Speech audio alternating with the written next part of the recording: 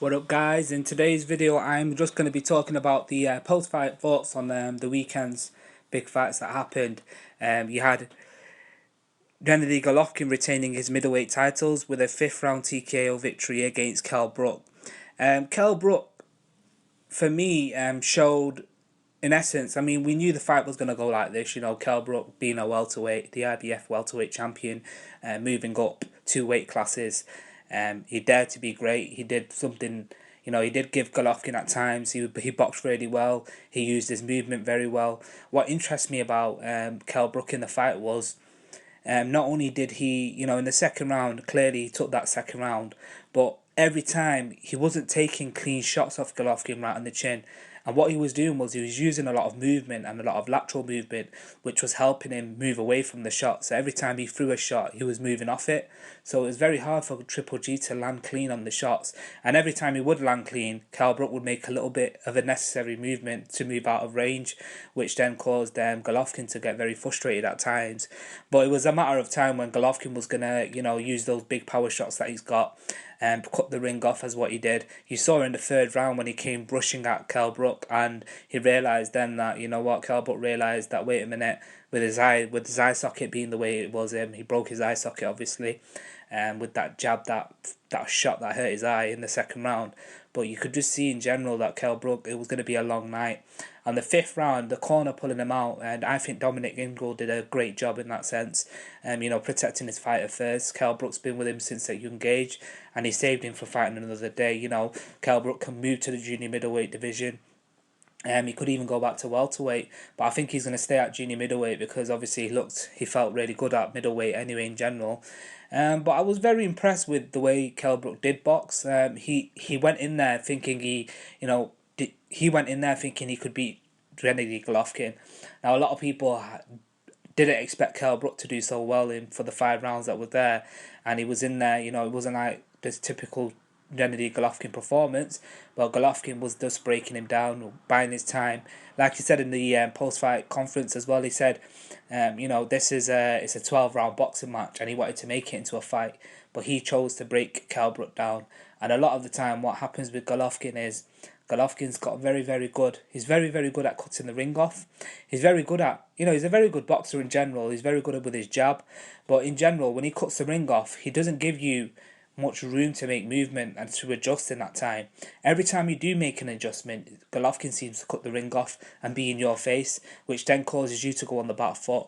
Now, someone like I think for Golovkin, really, I want to see next. I want him to face someone like Daniel Jacobs. I think that'll be a very, very good fight. The WBA title, middleweight title will be on the line for that. Jacobs has got that title, but that'll be a very, very interesting fight. And also Billy Joe Saunders, with the WBO middleweight title. I think those 2 fights really will cement, they're the only fights that he's looking for Golovkin, because he wants those belts. He wants to unify the division and move up. But regardless of whatever the outcome was, I think Brook, he should help, he should give a lot of praise to himself for the way he performed. He's got nothing to be ashamed of. At the end of the day, he went in there, he dared to be great. He went in there thinking he could win.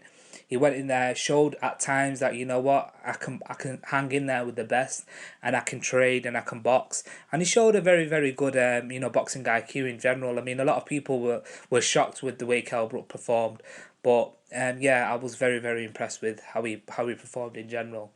And moving off swiftly onto the other fight that was on late night, Roman Gonzalez became a 4-weight world champion after claiming the WBC super flyweight belt with a unanimous decision victory over Carlos Cuadras. Oh, that was a great, great fight. It was entertaining. It was very exciting. Both of them were going toe to toe. But Roman Gonzalez seemed to make the necessary adjustments, and he seemed to be landing more of the cleaner shots.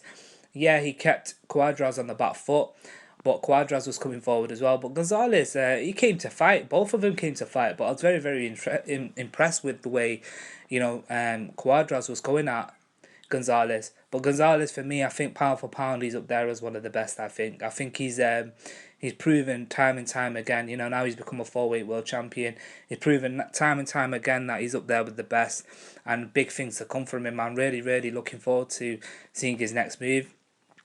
And I think he's going to be a great champion in the super flyweight division as well. I think he's going to take all the belts there because he's absolutely talented.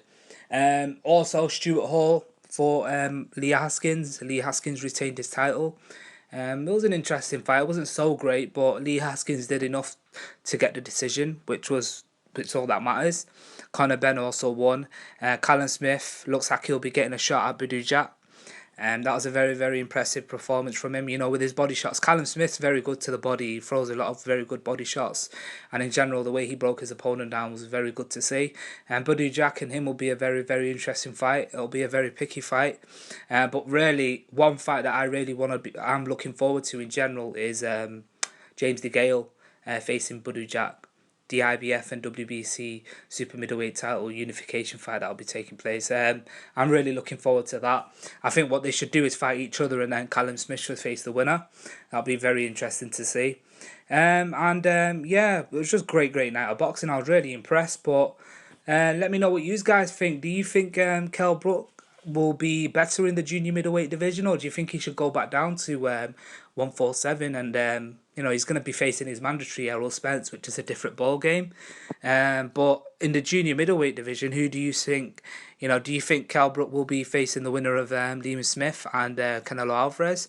Apparently there was talk also that Peter Nelson, the HBO, the execs were there, and apparently he said to Eddie Hearn that he wants to sit down with Eddie Hearn to make Canelo Alvarez and Kell Brook a fight, and that'll be an interesting fight. I think Kell Brook will do really well against Canelo Alvarez. I really do think Kell Brook will do really well.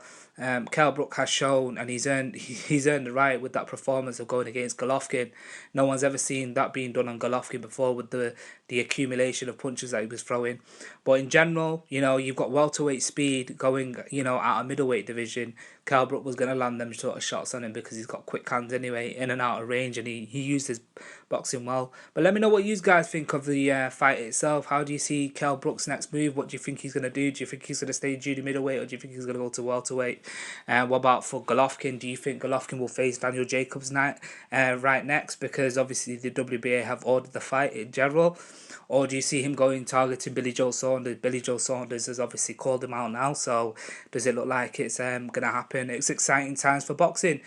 Remember to subscribe to the YouTube page, Triple B Boxing TV. Thank you.